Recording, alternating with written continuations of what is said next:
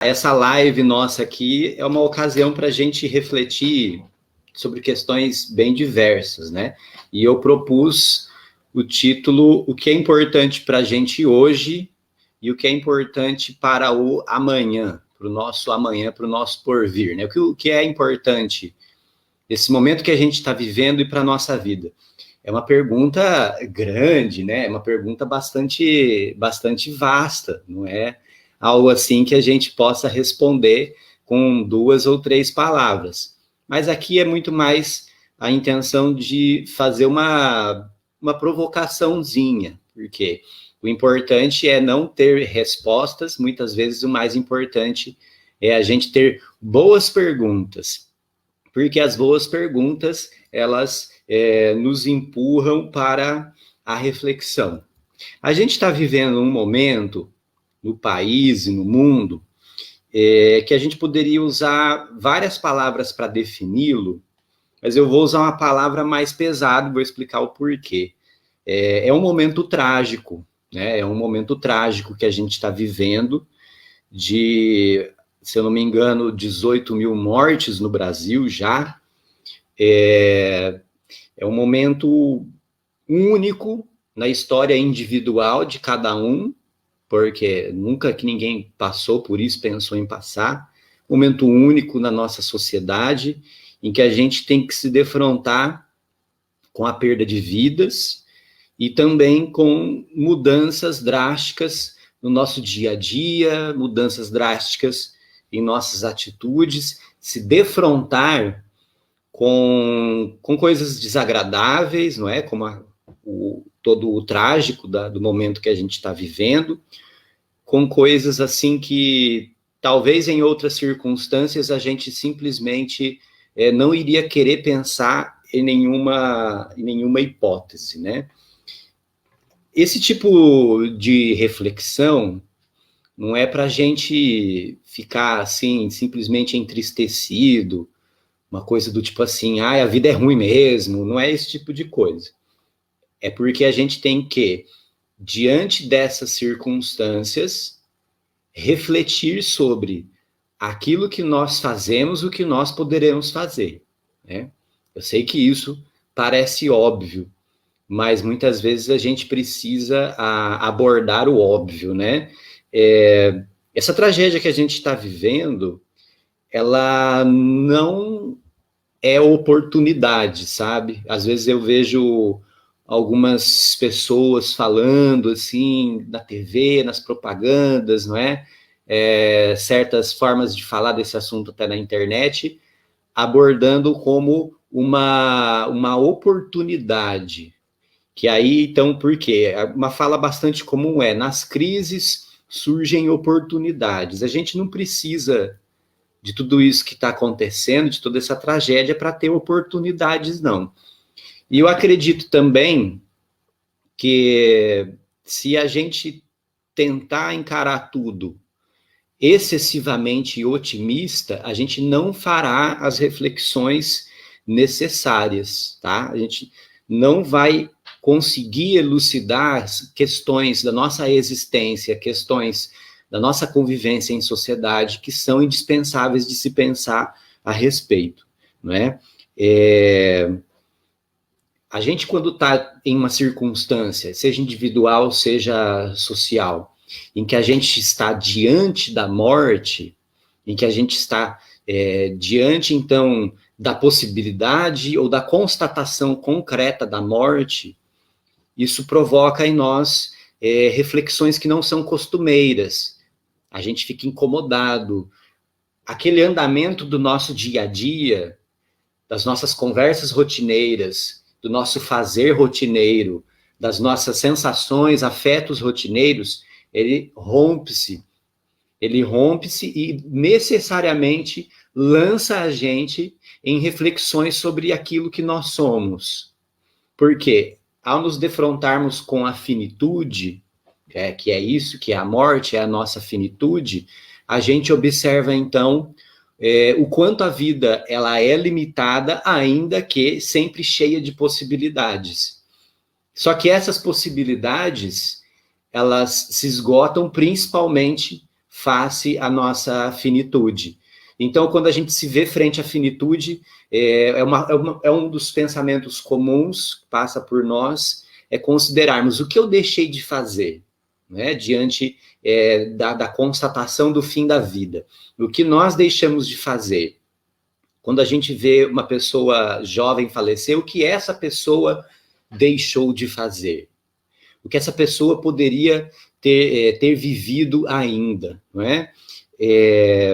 Essa é parte dessa reflexão, então, de como são as condições em que nós levamos a nossa existência. Como são as condições em que levamos a nossa relação com as pessoas, a nossa relação com nós mesmos, a nossa relação com a sociedade, a nossa relação com as coisas que nos cercam, com os objetos, com a natureza. Essa reflexão, ela não pode ser disfarçada ou sufocada por uma pretensão de fingirmos que está tudo bem, de fingirmos que as coisas serão melhor, ou fingirmos que tudo isso, na verdade, é uma grande oportunidade, uma grande bênção, uma grande benesse da natureza, ou de, sei lá, do mundo, não sei. A gente não precisaria de sofrimento para aprender. Eu sei que é uma visão muito popularizada de que muitas vezes só se aprende pela dor, eu não concordo, que tem que ser pela dor que a gente aprenda. Se a gente sofre uma dor, então que a gente pelo menos aprenda algo com ela, né? Que a gente pelo menos tire um aprendizado dessa situação dolorosa. Mas a gente não precisa, não precisaria da dor para aprendermos, né? E mas, de qualquer forma, quando estamos na situação da dor, principalmente diante da nossa finitude, a gente está, então, tendo contato com um elemento fundamental do existir, um elemento fundamental da nossa existência, né? Para usar um termo específico, que é o ser para a morte. Acontece que isso não precisa só ficar no aspecto sombrio, temos que tomar as questões que isso suscitam para, então, vermos o que podemos mudar em nossas condições, que podemos mudar em nossas condições de existência, o que podemos fazer, então, de melhor para nós mesmos a partir dessas circunstâncias que nós estamos vivendo, né? E aí eu elenquei duas coisas aqui, do que eu tenho observado e do que eu mesmo tenho vivido. Duas perguntas que vêm das circunstâncias do isolamento, né? O isolamento é um fenômeno complexo, tem gente com um isolamento mais severo, tem gente que não pode se isolar porque trabalha em profissões indispensáveis, ou tem alguma circunstância que o obriga a trabalhar. Tem gente que está no isolamento sem poder fazer muita coisa, tem gente como nós que está no isolamento trabalhando à distância, no chamado home office, né? E aí, no estudo, a gente vê assim, bastante gente exaltando a possibilidade de produtividade no isolamento. Inclusive, a gente vê as pessoas que fazem lives, né, esses vídeos ao vivo, de demonstrações de atividades físicas. A gente vê quem faz esses vídeos ao vivo de atividades diversas que produz em casa, e falando assim, agora eu estou tendo um contato maior comigo mesmo, eu estou me descobrindo. Legal, mas assim, a gente não precisa se sentir obrigado a isso, não é? A gente não precisa se sentir obrigado a isso. Como eu disse, as circunstâncias são trágicas, e não tem nada de errado, de antinatural, se sentir mal com o que está acontecendo. É claro que a gente precisa sobreviver psiquicamente e financeiramente, não é? Então a gente vai buscar estratégias para lidar com essa situação, para tentar tirar dessa situação um mínimo para que a gente tenha um bem-estar, não é?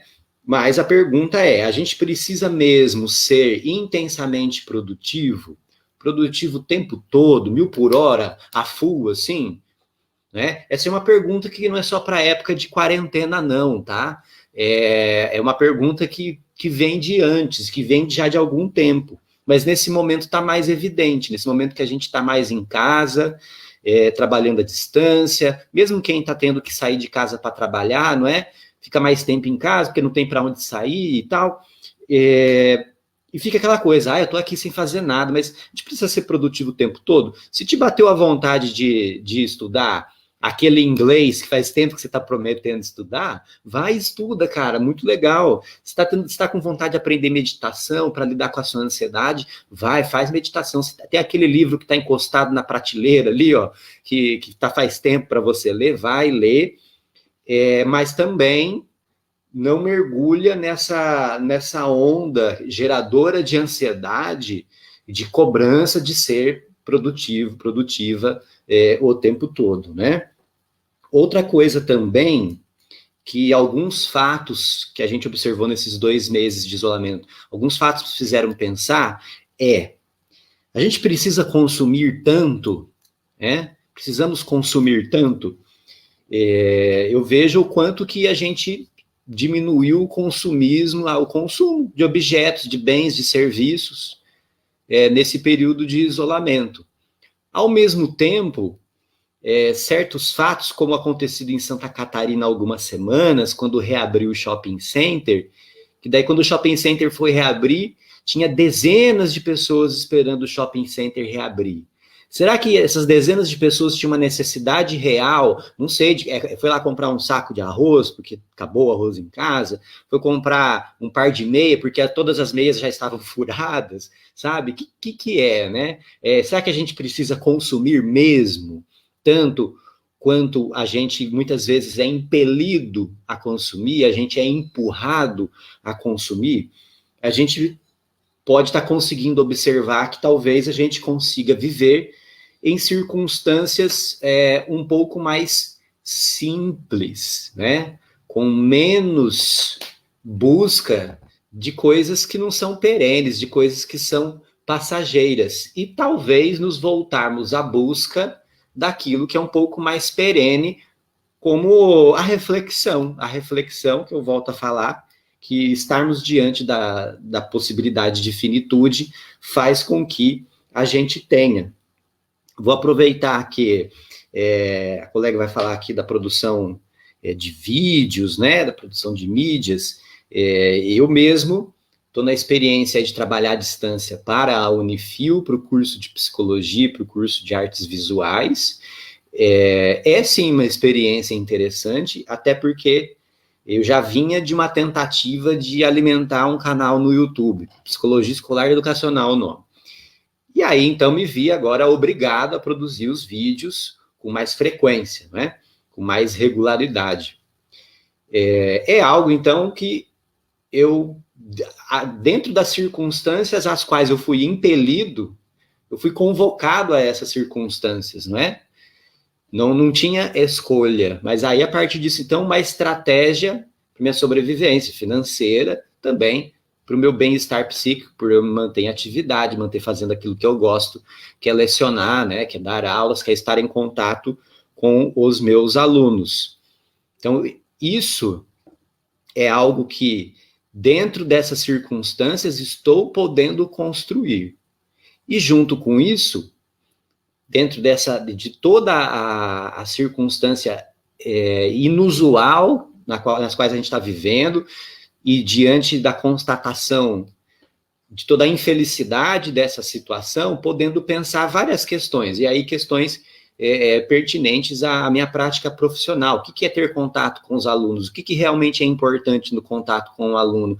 O que é realmente importante no aprendizado, não é? O que é realmente importante para as nossas vidas? Que aí eu acredito que é essa a pergunta, essa a pergunta que eu gostaria de deixar, né? Por favor, não tomem o que eu estou falando aqui como palavras assim que tragam um direcionamento definitivo, uma grande resposta para a vida, né? São questões para se refletir, são coisas para se pensar a respeito, né? Que aí, então, não vamos, então, cair num movimento aí de fugir do que a gente precisa pensar nessas circunstâncias. Vamos pensar assim, Não é fácil em alguns momentos, mas é necessário.